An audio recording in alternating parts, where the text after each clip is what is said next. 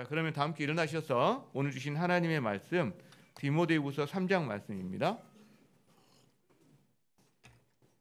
디모데후서 3장 10절에서 17절까지 저와 여러분이 한 절씩 교독하겠습니다. 저부터 읽겠습니다. 나의 교훈과 행실과 의향과 믿음과 오래 참음과 사랑과 인내와 박해를 받음과 고난과 또한 안디옥과 이고니온과 루스드라에서 당한 일과 어떠한 박해를 받은 것을 내가 과연 보고 알았거니와 주께서 이 모든 것 가운데서 나를 건지셨느니라. 무릇 그리스도 예수 안에서 경건하게 살고자 하는 자는 박해를 받으리라. 악한 사람들과 속이는 자들은 더욱 악하여져서 속이기도 하고 속기도 하나니 그러나 너는 배우고 확신한 일에 거하라. 너는 내가 누구에게서 배운 것을 알며 또 어려서부터 성경을 알았나니 성경은 능히 너로 하여금 그리스도 예수 안에 있는 믿음으로 말미암아 구원에 이르는 지혜가 있게 하느니라. 모든 성경은 하나님의 감동으로 된 것으로 교훈과 책망과 바르게 함과 의로 교육하기에 유익하니 함께 이는 하나님의 사람으로 온전하게 하며 모든 선한 일을 행할 능력을 갖추게 하려 함이라. 아멘. 자리에 앉으시겠습니다. 오늘 저희가 추수감사주일 예배를 드리게 되는데요. 이렇게 우리 권정욱 권사님 나오셔서 간증해 주신 것 자체가 참 의미가 있다라고 생각합니다. 저희가 디모데 후서를 통해서 보게 된 게 디모데에게는 외조모 로이스가 있었다라고 하는 걸 우리가 들었는데 마치 그 외조모 로이스가 오셔서 우리에게 이렇게 자신의 이야기를 해주신 것 같다라는 느낌을 좀 받았어요. 여러 가지 이야기 하셨지만 하나님이 말씀으로 그의 삶을 이렇게 인도한 말씀으로 은혜를 주시는 것들 그리고 그 말씀이 이제 기도로 이어져서 손자 손녀들을 위해서 함께 몇 분이 모여서 한 주일마다 한 번씩 기도회를 10년을 해오고 있다고 하시잖아요. 그런 게 참 저에게 도전이 되는 것 같습니다. 저도 이제 감사들이 있는데 지난 한 주 특대를 진행하면서 여러 가지 감사가 있는데 어제 저녁에 저도 좀 정리를 해봐야 되겠다 그런 마음을 가져서 정리하다 보니까 여러분과 한 3가지 정도 좀 나눌 수 있겠다 싶은 생각이 들었습니다. 저는 사실 첫 번째는 특세하기 전에 이런저런 부담이 참 많았어요. 긴장도 이제 많이 됐습니다. 여러 가지 이유가 있었는데, 근데 제가 준비하는 과정에서 제가 이제 이번에 운동을 산행은 못하고 계단 운동만 한 2번 정도 했는데 그 계단 운동을 할 때 하나님이 이게 생각나게 하신 것들이 있었어요. 그리고 이제 밤에 좀 잠을 잘 못 자는 때가 좀 많거든요. 특대를 하다 보면 준비가 다 안 끝나니까. 그래서 이렇게 한 1시 반 정도 자면서 어쩔 수 없이 이제 그 정도 시간 되면 이제 왜 뭐 하고 있는지 모르겠어요, 이게. 그래서 자야 되거든요. 그래서 자는데 이제 다시 새벽에 또 일어나서 4시 반 정도 일어나면 그때 떠오르는 게 있어요. 그래서 막 또 적고 그런 거 할 때마다 주님께서 우리 성도들 먹이시려고 하는구나. 그래서 좀 기뻤던 그게 저한테는 감사고요.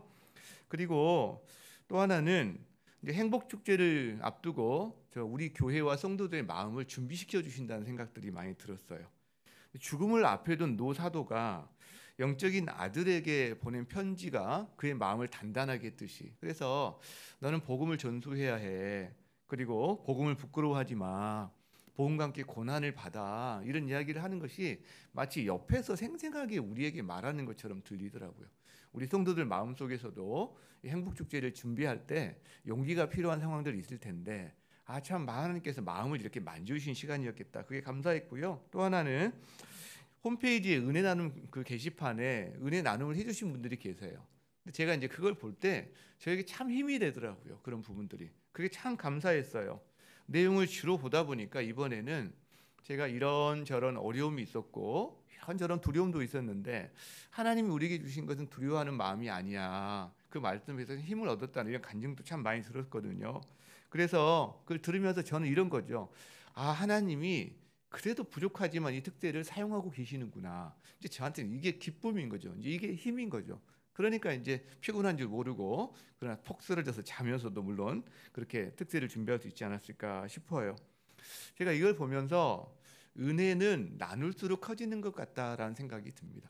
그래서 우리가 어떤 여러분의 소감들을 개인적으로도 기록을 남겨두시고 목장에서나 홈페이지를 통해서 나눠주시는 게 이게 섬김이다라는 생각이 들어요. 왜? 은혜가 나누어지고 소통이 되기 시작하니까. 그래서 사실 이번에 제가 우리 리더들한테, 여러분들에게는 아침마다 말을 했고 리더들한테도 제가 카톡도 보내가지고 한번 소감을 좀 나눠주세요라고 했는데 조금 서운할 뻔했거든요. 별로 이렇게 글 쓰는 게 쉽지 않잖아요. 물론 그 사정도 있고 그러긴 했는데 제가 이런 생각을 했습니다. 글 쓰는 분들 이렇게 많이 힘드시면 다른 사람 댓글을 읽고 한번 격려해 주신 정도는 할 수 있지 않을까? 그러면 은혜가 더 커질 수 있지 않을까 이런 생각을 했습니다. 아직도 늦지 않았으니까 한번 여러분 소감을 한번 나눠주시거나 그다음에 격려해 주시거나 이번에 어려우신 분은 내년에 꼭 하기로 마음에 결정을 해주시면 좋겠다 이런 생각을 합니다. 집요하죠. 끝까지 물고 늘리고. 네, 제가 추수감사주의를 보내면서 이제 한 해를 돌아보고 우리가 감사로 충만해지기를 참 축복하고 싶은데요.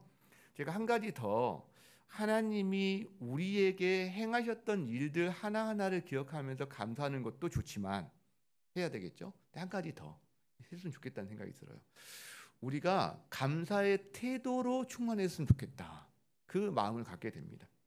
제가 마음에 담고 있는 성경 구절 하나가 있는데 뭐 많겠지만 그 중에 하나가 항상 기뻐하라, 쉬지 말고 기도하라, 범사에 감사하라. 이것이 너희를 향한 예수 안에 너희를 향한 그리스도 안에서 너희를 향한 하나님의 뜻이다라는 말씀이 있는데요. 근데 우리가 살다 보면 이 기쁨을 잃어버릴 때가 있어요. 힘들 때가 있거든요. 이제 그러면 그걸 어떻게 기쁨을 회복하죠? 저는 기도를 하면 회복이 되더라고요. 근데요, 어떤 때는요, 그 기도마저 힘들 때가 있어요. 그럼 기쁨도 잃어버리고 기도도 쉽지 않을 때는 기쁨이 회복이 안 되거든요. 자, 그럴 때 어떻게 여러분 회복되든가요? 저는 그럴 때 써요. 감사를 써요. 지어 짜내서라도 써보기 시작하거든요. 근데 이게 있어요. 그 상황에서도 감사가 반드시 나와요. 그 감사를 쓰고 하다 보면 제 마음이 이렇게 뭔가 부드러워지는 것 같아요. 얼굴이 펴지고 그러면서 기도도 할 수 있게 되고 기쁨도 회복되는 것을 많이 경험하는 거죠. 실제로. 그래서 저는 우리가 이번 이 추수감사주를 보내면서 그렇게 하나님께 감사하는 사람, 감사를 찾는 사람 그렇게 됐으면 좋겠다 그런 마음이 듭니다. 우리 옆 사람에게 진심을 담아서 감사하는 사람이 됩시다. 한번 인사 한번 나누시겠습니다. 네. 근데 하나 더 했으면 좋겠어요. 감사를 찾는 사람이 됩시다. 이렇게 한번 인사 나눌까요? 감사합니다.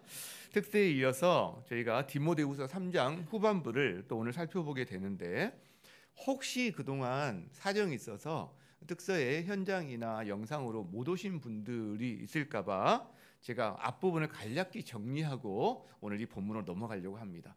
어때요? 친절한 상출시. 그죠? 예, 이게 오늘 유일한 유머 코드입니다. 예. 자, 사도 바울은 로마 감옥에서 그의 사랑하는 영적인 자녀 디모데에게 유언과 같은 편지를 보냅니다. 처형을 앞두고 있기 때문에. 1장에서는 그런 말을 해요. 디모데야, 너 정말 보고 싶어. 이제 그러면서 너 소심한 성격인데 근데 두려워하지 마라. 하나님 우리 주시면 두려워하는 마음이 아니다. 그러면서 복음과 함께 고난을 받아야 해. 이런 이야기를 해요. 2장에 가서는 복음을 네가 전수해야 되는데 복음을 전수할 때 대가가 따를 거야. 고난이 따를 텐데 고난을 견딜 수 있는 이유는 근거는 이런 게 있어. 그러면서 너는 정말 하나님의 인정받는 일꾼이 되었으면 좋겠다라는 말을 합니다. 그리고 이제 3장에 오면 네가 알아야 될 것이 있다.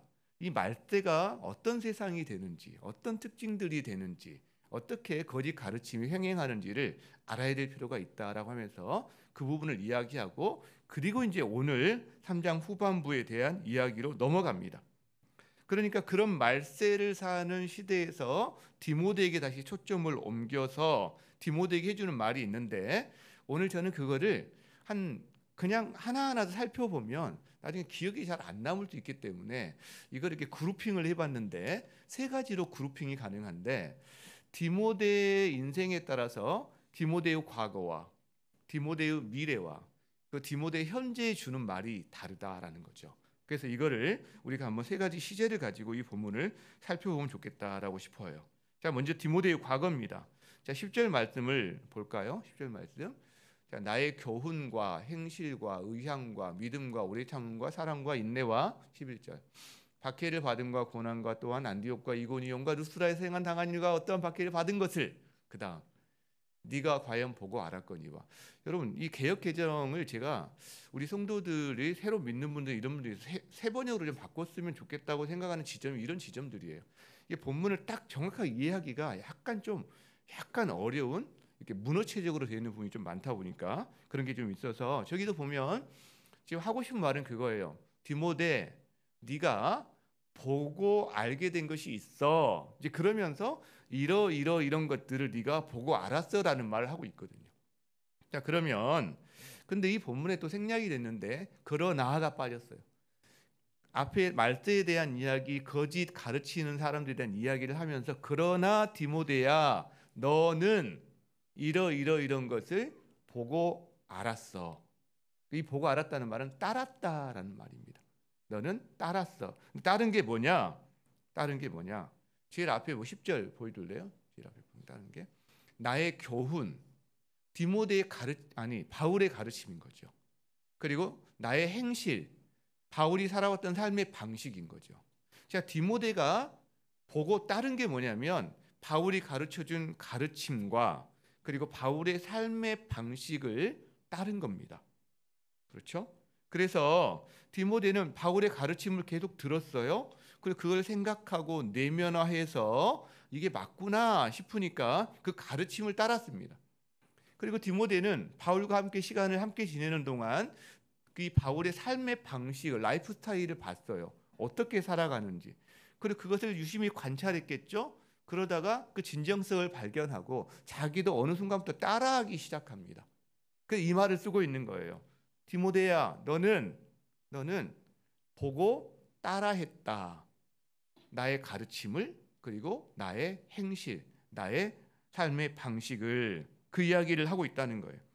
그래서 디모데는 앞에 말세에 사는 사람들의 19가지 특징, 어제 아침에 우리 했던 내용과는 다르게 이 사람들의 19가지 특징을 하나로 정리한다면 결국 자기 사랑이요, 돈 사랑이요, 쾌락 사랑인데 디모데는 이들과는 다르게 바울의 가르침과 바울의 삶의 방식을 따랐기 때문에 삶의 방식이 다른 거예요. 한마디로 이야기하면 자, 디모데의 과거는 뭐냐? 바울을 따르는 사람이었다라는 거예요. 다른 말로 바꾸면 디모데는 바울을 본받는 사람이었다라는 거예요. 본받는 사람. 제가 이렇게 목사로서 늘 부담되는 말씀이 하나가 있습니다. 그게 고린도전서 11장 1절 말씀인데 한번 볼까요? 내가 그리스도를 본받는 자가 된 것 같이 너희는 나를 본받는 자가 되라. 여러분 이 말씀이 저한테는 사실 굉장히 부담되는 말씀 중에 하나입니다. 저는 이 말씀이 우리 시대에 가장 필요한 말씀 중에 하나가 아닐까? 사실 그런 생각을 하거든요. 우리가 교회를 다니다가 실망한 사람을 만나면 해주는 말이 있어요. 교회는 말이야 사람 보고 다니는 곳이 아니야. 하나님만 보고 다녀야 해. 우리가 그 말이 무슨 말인지는 알죠. 그러나 여러분 교회 가면 사람을 보지 누구를 봐요? 사람을 보지. 그리고 하나님이 보이나요, 여러분? 전 하나님이 안 보여요. 근데 어떻게 하나님만 보고 살아? 사람 보고 사는데. 그러니까 본을 받을 만한 사람을 보고 사는 게 교회 생활이 맞거든요. 근데 사람 보고 살지 말래요. 여러분, 우리 믿음의 후배들이 보는 게 저 같은 목사요, 우리 장로님이요, 우리 권사님들이요, 믿음의 선배들이에요. 자기 부모들이에요. 교사들이에요.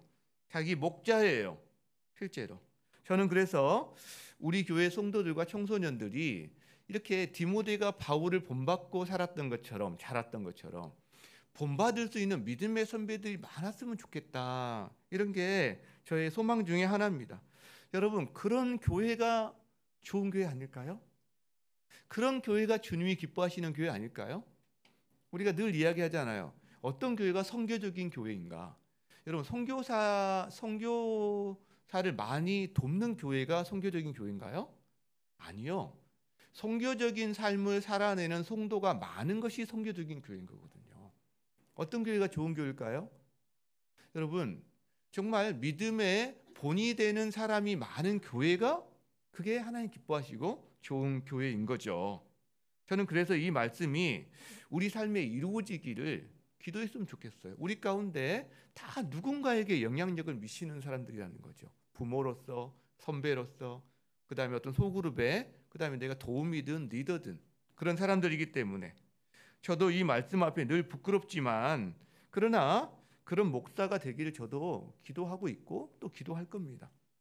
이 말씀이 우리에게 완전성을 요구한다면 절망밖에 남지 않을 거예요. 그러나 그 누구도 완전한 본이 되는 사람은 예수님밖에 없어요. 우리 가운데 아무도 없어요, 사실은. 그래서 이 말씀은 완전성이 아니라 우리에게 진전성을 요구한다.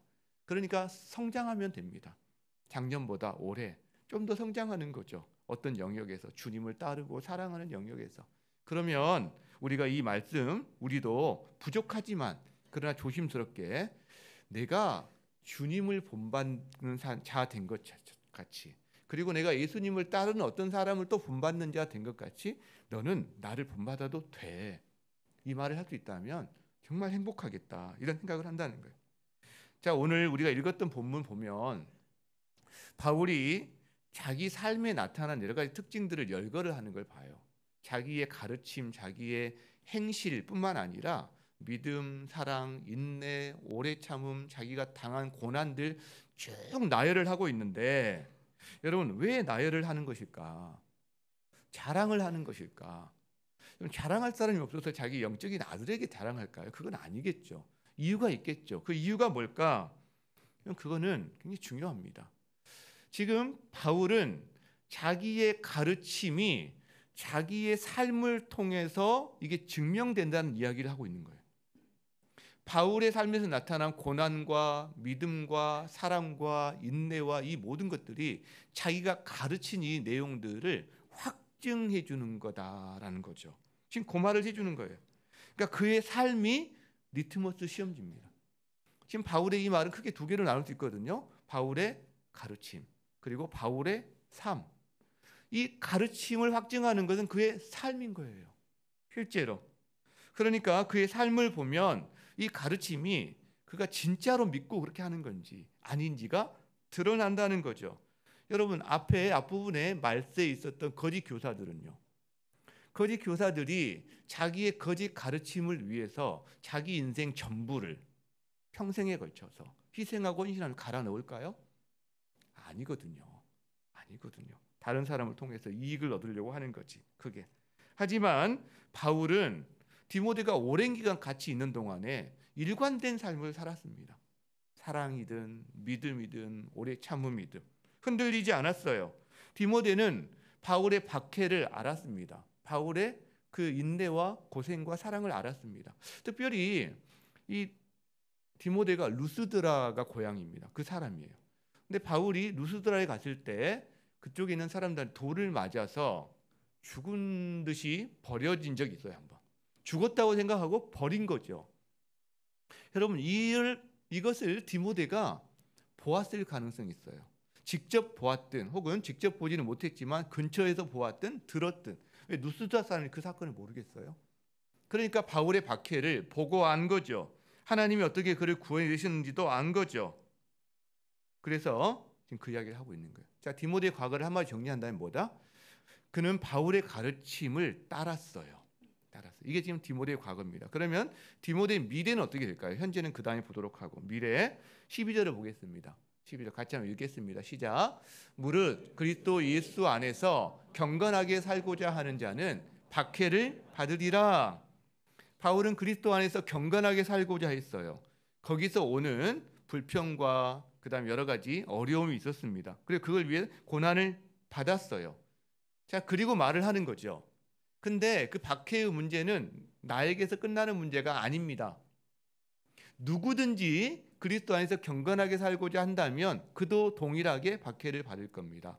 디모데야, 너도 그래. 지금 이야기를 하고 있는 거죠. 이야기하고 있는 거죠. 예수님도 같은 말씀하셨거든요. 요한복음 15장에 예수님이 직접 하신 말씀이 있어요. 같이 한번 읽어봅시다. 시작. 세상이 너희를 미워하면 너희보다 먼저 나를 미워한 줄을 알라. 너희가 세상에 속하였으면 세상이 자기의 것을 사랑할 것이나 너희는 세상에 속한 자가 아니요 도리어 내가 너희를 세상에서 택하였기 때문에 세상이 너희를 미워하느니라. 세상이 왜 미워하죠? 세상이 미워하는 건 세상에 속하지 않았기 때문에 미워하는 거예요. 기본적으로 만약에 그리스도인이지만 완전히 세상에 속해 있는 사람이면 미워할 이유가 없습니다. 세속적인 사람은 경건한 사람을 불편해합니다. 왜? 그를 통해서 자기의 잘못된 거라든가 죄의 모습이 드러나기 때문에 불편하고 심하면 이걸 핍박하기 시작한다는 거죠.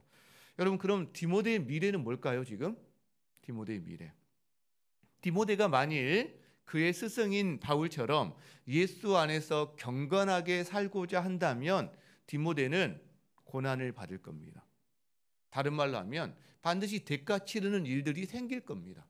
그럴 수밖에 없다라는 거죠. 성경은 우리에게 네가 예수 잘 믿으면 너는 오늘부터 꽃길만 걸을 거야, 이렇게 말해주면 좋겠는데 그렇게 말하지 않는다는 거예요. 오히려 고난이 있어, 심지어 박해도 있어. 너는 복음과 함께 그 고난을 함께 받을 수밖에 없어. 그럼 빛이 있으면 반드시 그늘이 있어요. 문제는요, 고난의 크기가 문제가 아닙니다. 복음의 가치가 문제입니다. 그러니까 우리는 여러분이 어느 가게에 가서 물건을 살 때, 여러분이 옷을 살 때 5만 원을 주면 5만 원짜리가 있으면 사는 이유는 내가 이게 5만 원을 줄 가치가 있다고 생각할 때 그 물건을 사는 겁니다. 그러니까요, 고난도 마찬가지입니다. 복음의 가치가 내가 이 고난을 감당할 만큼 가치가 있다고 생각하면 그 고난을 대가로 치르는 겁니다. 그러나 복음의 가치가 우리 안에 그렇게 크지 않다면 대가를 치르지 않겠죠. 버리거나 도망을 가겠죠. 기본적으로. 그 예수님이 말씀하시죠. 남의 밭에서 밭일을 하다가 전쟁통에 아마 보물을 묻고 떠난 게 있었나 봐요. 보니까 보물 상자가 발견된 거죠. 자기 밭이 아닌데. 그래서 덮어두고 가서 자기 모든 걸 팔아다가 이 밭을 삽니다. 왜요? 그 보물을 갖기 위해서. 복음이 바로 우리에게 그런 거다라는 거죠. 복음의 가치가 우리가 감당할 수 있는 고난의 크기를 결정한다라는 거죠. 여러분, 미래의 고난을 너무 염려하지 마시기 바랍니다. 예수님을 맛보고 예수님을 사랑하고 예수 안에 있는 생명과 풍성함을 여러분 누리기 시작하면 고난은 작게 될 거예요. 고난이 감당하기 어렵지 않게 될 거예요. 그 은혜가 여러분께 있기를 바랍니다.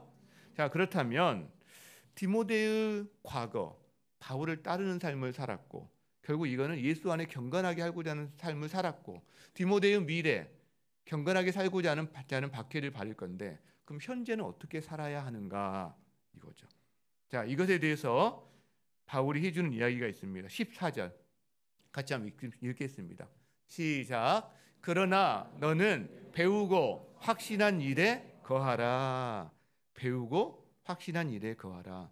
그러나가 나왔다는 것은 앞에 다른 내용이 있다는 거예요. 앞에 악한 사람들, 거짓 교사들의 이야기가 나옵니다. 13절에 악한 사람들, 속이는 자들은 더욱 악해진대요. 영어로 보면 from bad to worse. 그러니까 악해진 데, 나빠지는 데서 더 나빠진다. 그래서 악한 자들과 거짓 교사들은요, 계속해서 더 악한 길로 걸어가게 되어 있다라는 이야기를 한다는 거예요. 그러나 디모데야, 너는 그 사람들과 달리 네가 배운 것이 있어. 그리고 그 배운 것이 진리 맞구나라고 확신한 것이 있어. 너는 그래서 네가 배우고 진리라고 확신한 그 안에 너는 머물러야 해. 그들은 계속해서 전진하긴 하지만 악으로 전진하는 거고 결국 그것이 멀리 가지 못할 거라고 디모데전서 앞부분에 말을 하거든요. 디모데후서에서 멀리 못 갈 거지만 너는 혹시나 그런 이단의 길이나 거짓 가르침이나 그 따라가지 말고 네가 배우고 그다음에 진리라고 확신한 그 안에 머물러 있어라라고 이야기한다는 거예요. 요한 사도도 똑같은 말을 했습니다.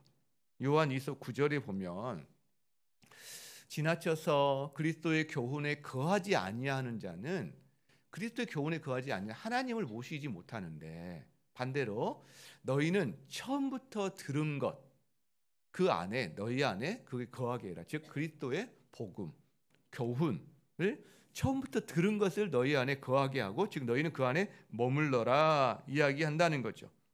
자, 이렇게 된 겁니다. 디모데는 바울에게서 배웠어요. 바울에게서 따랐어요. 그러면서 확신하게 된 게 있어요. 이게 진리구나. 그러면 디모데야, 미래에 계속해 너에게 고난이 있을 수 있지만 너는 현재 오늘 이 진리 안에 거하렴, 이 이야기를 하고 있다는 거예요. 우리로 치면 너 신기하다고 엉뚱한 데 성경 공부하거나 이단으로 가거나 신천지 하나님의 교회 가면 안 된다, 이 이야기를 지금 하고 있다는 거예요. 자, 디모데가 배우고 확신한 일에 거해야 되는 이유 두 가지가 있습니다. 14절, 15절에 그 내용이 나오는데, 자, 14절에 이런 이야기를 해요. 너는 디모데, 너는 누구에게서 네가 배웠다는 것을 너는 알지 않니? 이거 하나. 두 번째, 또 너는 어려서부터 성경을 알았다. 이 두 가지를 근거로 해서 그 다음에 너는 배우고 확신한 일에 거하라고 말을 합니다. 자, 이게 무슨 말이냐면, 자, 먼저 디모데는 그가 누구에게서 배웠는지를 알았어요. 누구에게서 배웠죠? 사도 바울에게서 배웠어요. 자, 근데 이 바울은 디모데에게 복음을 전해준 사람이고요, 디모데를 양육한 사람이고요, 디모데를 목사로 안수한 사람이고요, 그 다음에요, 자기 삶의 모본으로 모든 어려움과 고난 가운데서 어떻게 살아가는지를 직접 보여준 사람이에요. 근데 그리고 자기에게 그 복음을 가르쳐 준 사람이에요. 근데 이걸 통해서 이 디모데가 보게 된 게 뭐냐면, 사도 바울, 자기에게 잘해준 어떤 인간적인 한 사람의 리더를 본 게 아니라, 그것도 포함되지만 바울에게서 사도적 권위를 본 거예요. 그 사람의 가르침과 그 사람의 삶을 통해서 이분은 그리스도의 사도다라는 것을 보게 된 거죠. 여러분, 그래서 그 사도에게서 배운 것이 있는 거예요. 자기한테 지금 첫 번째가 그겁니다. 두 번째, 그는 성경을 어려서부터 배웠다고 그랬어요. 외할머니, 어머니로부터 구약 성경을 배운 거죠. 그래서 이 사람 안에는, 디모데 안에는 성경의 진리가 자기 안에 있는데, 바울을 통해서 성경, 구약 성경에 있는 메시아 그리스도에 대한 부분이 다윗의 후손으로 오신 예수님이라는 사실과 만나는 순간, 이 두 개가 결합이 되는 거예요. 자기가 갖고 있던 구약의 성경과 같이 이것이 합쳐지는 것을 경험하게 되는 거죠.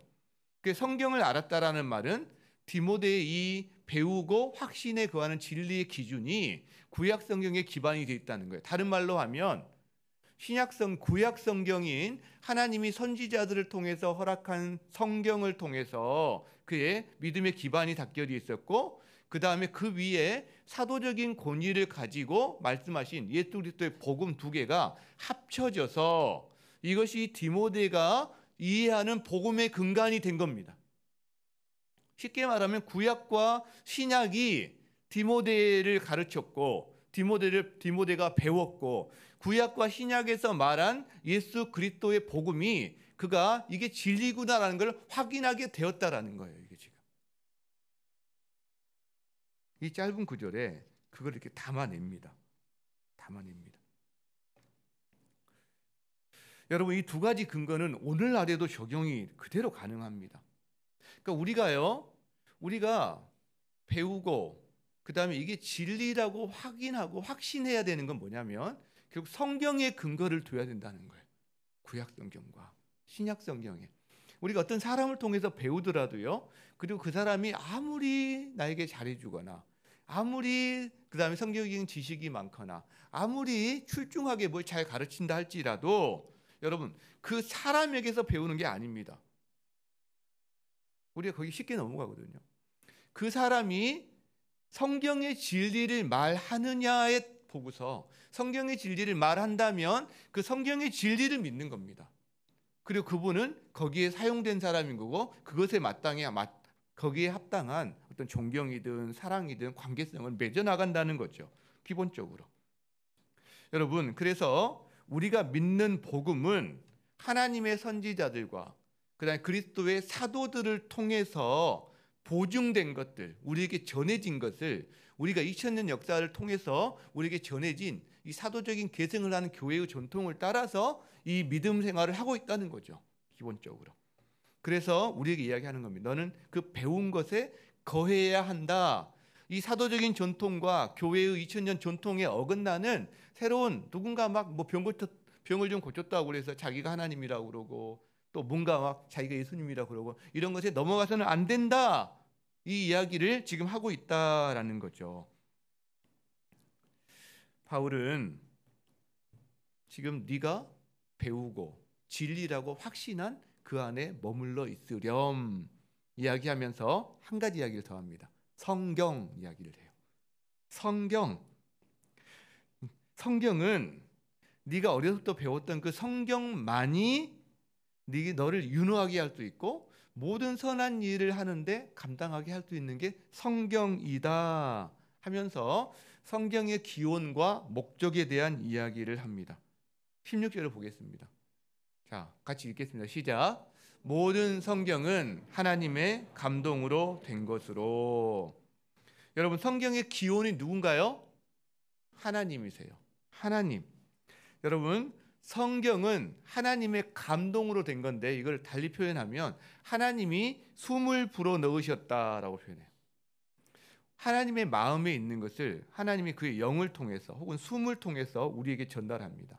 그러니까 그래서 하나님의 이 마음에 있는 것이 우리에게 전달돼서 하나님의 말씀이 되는 거죠. 기본적으로. 여러분, 그래서 우리가 하나님의 마음을 알고자 한다면 어디로 가야 돼요? 성경으로 가야 돼요. 하나님이 어디를 긍휼히 여기시고 바라보시는지 알고자 한다면 어디로 가야 되는 거죠? 성경으로 가야 됩니다. 성경으로. 여러분, 그리스도인은 하나님의 마음을 자기도 갖기를 원하는 사람이에요. 하나님을 더 알기를 원하는 사람이에요. 그 하나님을 알기를 원한다면 어디로 가야 되는 거죠? 성경으로 간다는 거, 오직 성경을 통해서 가능합니다. 가을은 독서의 계절이란 말이 있더라고요. 그래서 가을은 성경을 읽는 계절이 될 수도 있다라는 생각을 해본다는 겁니다. 성경의 기원이 하나님이라면 성경의 목적은 무엇인가요? 하나님이 우리에게 성경을 주신 목적이 뭐예요? 왜 주셨어요? 말씀 좀 해보세요. 성경의 목적은 뭐냐? 15절을 읽겠습니다. 15절. 자, 시작. 성경은 능히 너로 하여금 그리스도 예수 안에 있는 믿음으로 말미암아 구원의 이득엔 지혜가 있게 하느니라. 그러고 있어요. 성경을 주신 목적이 뭔가요? 구원입니다. 구원에 이르는 지혜 이렇게 말하고 있잖아요. 구원입니다. 구원. 그래서 성경은요, 구원 안내서입니다. 성경은 세상의 모든 우리가 알아야 될 지식을 다 집어넣은 책이 아니에요. 구원에 대한 책을 집어넣은 거예요. 우리가 하나님의 형상으로 지음받았다는 거, 처음에 온전한 존재로. 근데 형상이 깨졌다는 거, 왜 깨졌는지. 그 사람들이 이 형상을 회복하고자 수많은 노력을 하지만 안 됐다는 거. 그래서 하나님께서 우리에게 구원을, 이 하나님의 형상을 회복하시기 위해서, 깨어진 세상을 회복하기 위해서 하나님이 어떤 일을 해오셨는지를, 그리고 어떻게 바로 그 하나님의 사랑이 우리를 마음에 담아서 자기 아들을 보내셔서 구원해 하시는 이 모든 것들이 성경에 나옵니다. 여러분, 다른 어떤 것을 통해서는요, 구원에 대한 지혜와 지식을 알 수 있는 방법이 없어요. 아무리 똑똑하고 세상에 현자라 할지라도 구원에 대한 지식에 이르는 사람은 없어요. 하나님이 가르쳐 주셔야만 알 수 있는 겁니다. 이 정도는 알 수 있죠. 자연을 보면서 와, 이걸 만드신 분이 있겠구나, 이 정도 알 수 있고요. 자연에 하나님 허락하신 원리를 통해서 기술을 만들고 기계를 만들고 이걸 만들어낼 수 있겠죠. 그러나 구원의 진리에 이룰 수 있는 사람은 없다는 거죠. 오직 하나님이 가르쳐 주셔야 되는데 그걸 성경을 통해서 우리에게 가르쳐 주신다는 겁니다. 그러니까요, 우리가 어떤 존재이고 그 다음에 어떻게 하면 정말 이 땅에서 영원한 풍성함과 생명을 갖고 살 수 있는 사람인지에 대한 것은, 그 지식은 오직 성경을 통해서만 가능합니다. 성경의 계시를 떠나서는 알 수 없다는 거죠. 근데 성경은 이야기해요. 우리에게 주시는 구원이 어디 안에 있다? 예수 안에 있다라고 이야기합니다. 예수 안에 있다. 그래서 성경은요, 예수에 대한 이야기를 계속하는 겁니다. 구약에서는 우리의 구원자가 되실 예수님, 오실 예수님에 대한 이야기를 계속하는 거고요. 신약에서는 오신 예수님, 그분의 행적에 대해서 4개의 복음서에서 이야기를 하고 나머지는 또 그분의 영광에 대한, 삶에 대한 이야기를 또 편지를 통해서 계속하고 있는 거라는 거죠. 여러분, 그래서 예수님을 여러분 알고 싶습니까? 예수님을 사랑하고 싶습니까? 깨어진 세상에 살면서 신음할 때 하나님이 우리가 허락하신 구원의 통로가 무엇인지, 내가 어떻게 사는 것이 진짜 행복하고 풍성한 삶을 사는 것인지 알고 싶습니까? 성경으로 가는 거예요. 성경으로. 그리고 그 성경을 그걸 잘 모르는 사람에게 또 알리는 겁니다. 성경의 내용을 우리가 말로 하든 읽어주든 알리는 거죠. 성경을 가까이 하면 예수님을 가까이 하게 될 줄 믿습니다. 그리고 예수님을 가까이 하면 예수님 안에 있는 풍성함, 그분 안에 있는 생명, 기쁨, 자유, 회복, 만족, 이것도 우리 삶에 더 풍성하게 이루어질 줄 믿습니다. 그리고 성경을 가까이 하면 그런 예수님을 사랑하게 될 줄 믿습니다. 아멘. 아멘. 왜? 성경이 주는 유익이 있거든요. 한번 17절 봅시다. 같이 읽겠습니다. 천천히 시작. 모든 성경은 하나님의 감동으로 된 것으로 교훈과 책망과 바르게 함과 의로 교육하기에 유익하니.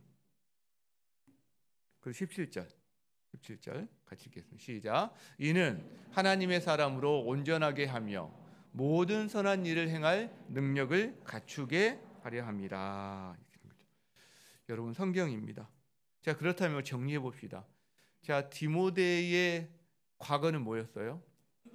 그가 신약과 구약 성경을 통해 배운 그것이 진리인 것을 확인하면서 그 다음에 그 바울의 삶을 따라 살았습니다.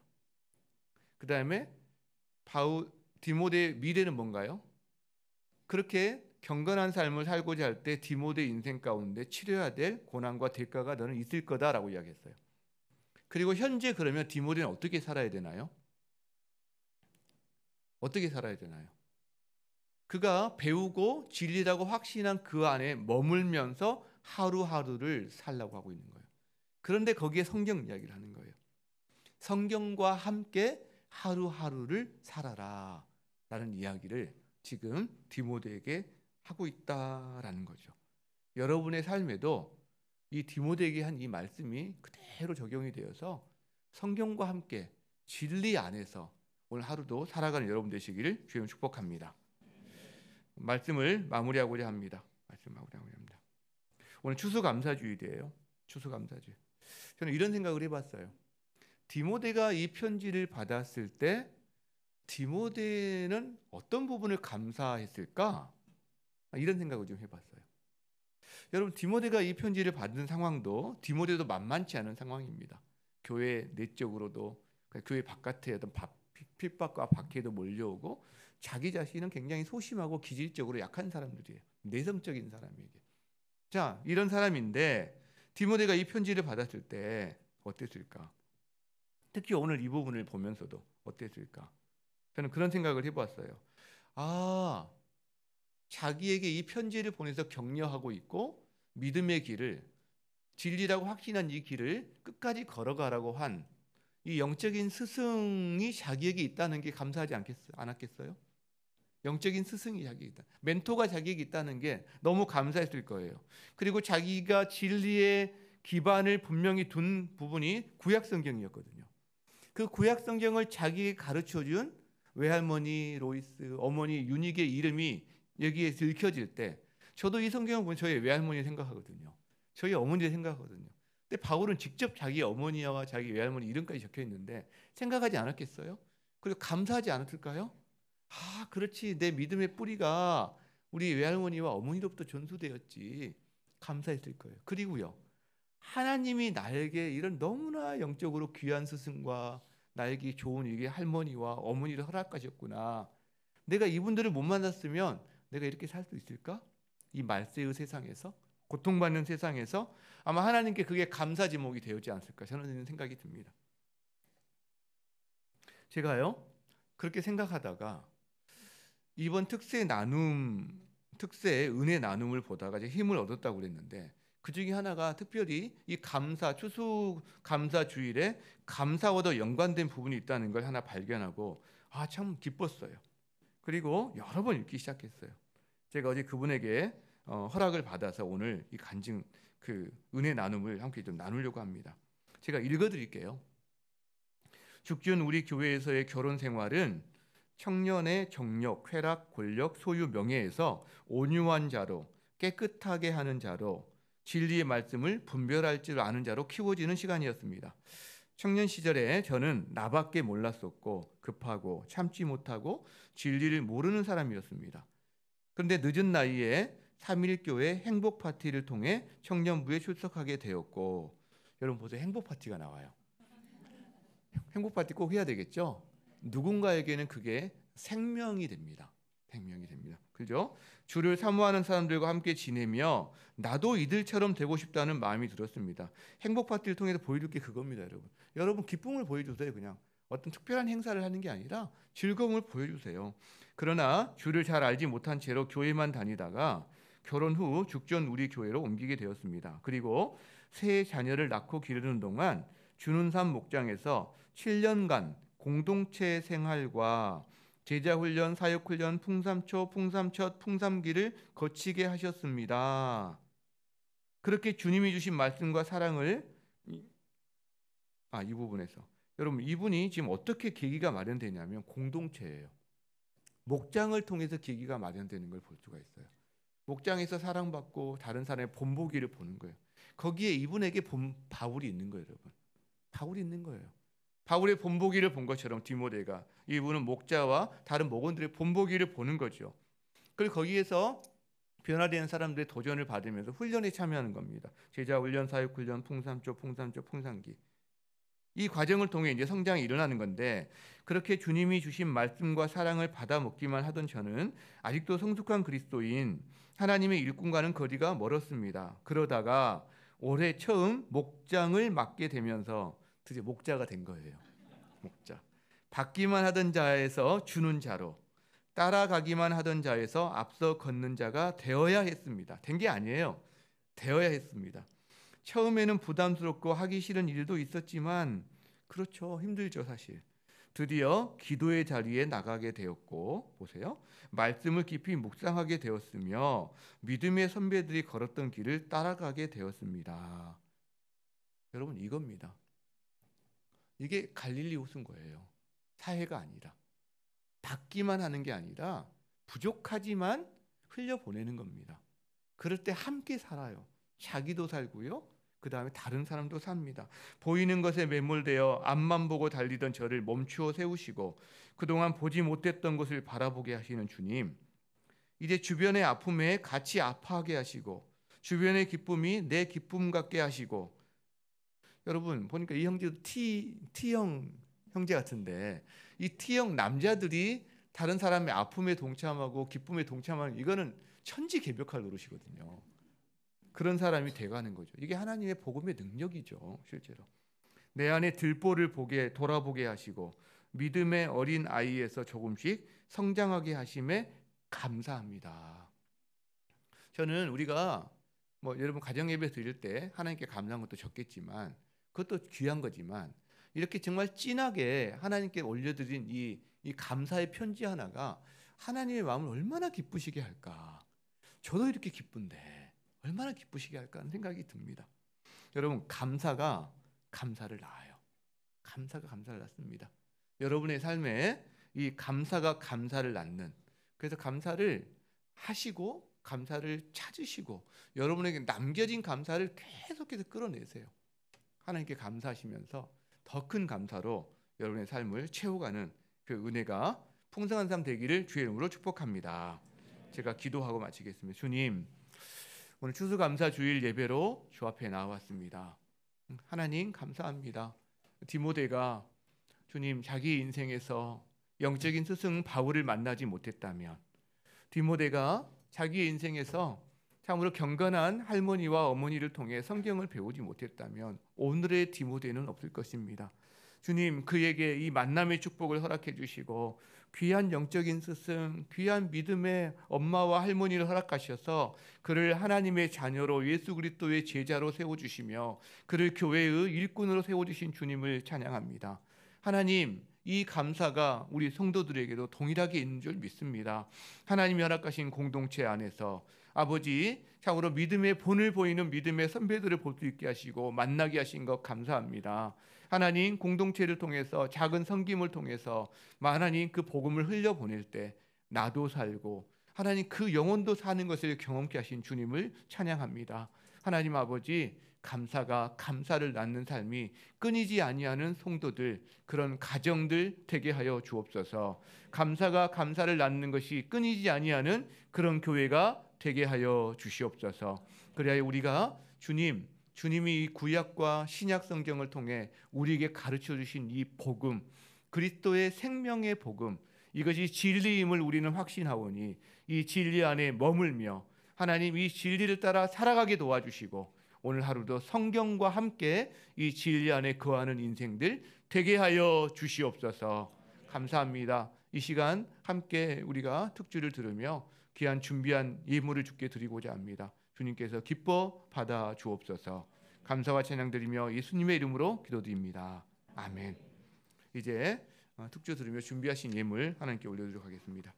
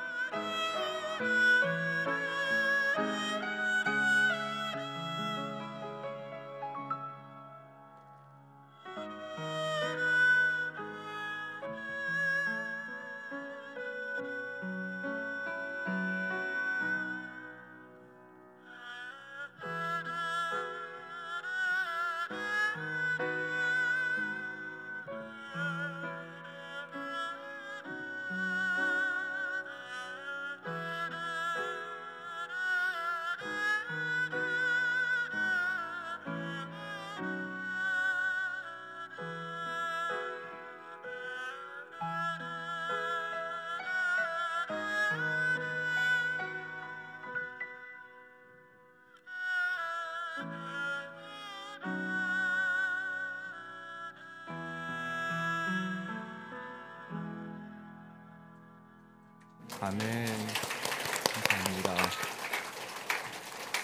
우리 저와 함께 기도하시겠습니다. 제가 기도하겠습니다. 사랑하는 주님, 이 시간 정말 감사의 마음을 담아 주님 앞에 작은 예물을 올려드립니다. 주님, 우리 삶 가운데 함께 하시고 돌보시고 지키시며 하나님 넉넉하게 채우신 주님의 은혜, 무엇으로 우리가 표현할 수 있겠습니까?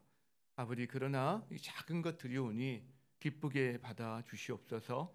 하나님, 우리 성도들 하나님 그 준비한 마음을 기쁘게 받아 주시고, 아버지, 어려운 시절을 살아갑니다. 아버지, 지금껏 인도하셨듯이 앞으로도 주님께서 신실하게 지키시며 보호하시며 채우신다는 믿음 가운데 거할 수 있도록 이끌어 주시고, 하나님 실제적으로 몸과 경제적인 상황과 영혼의 어려움 가운데 있는 성도들을 주께서 만져 주시옵소서. 아버지, 드려진 헌물이 하는 이웃을 위해서 하나님 나라를 위해서 귀하게 사용할 수 있도록 주님께서 또한 역사하여 주시옵소서. 우리에게 예수님을 주시고 귀한 공동체 이 교회를 주시고 아버지, 우리에게 예배 드릴 수 있는 은혜의 마음과 하나님 이 예배 공간도 허락하신 주께 감사와 찬양을 올려드립니다. 주님 영광 받아 주옵소서. 예수님의 이름으로 기도드립니다.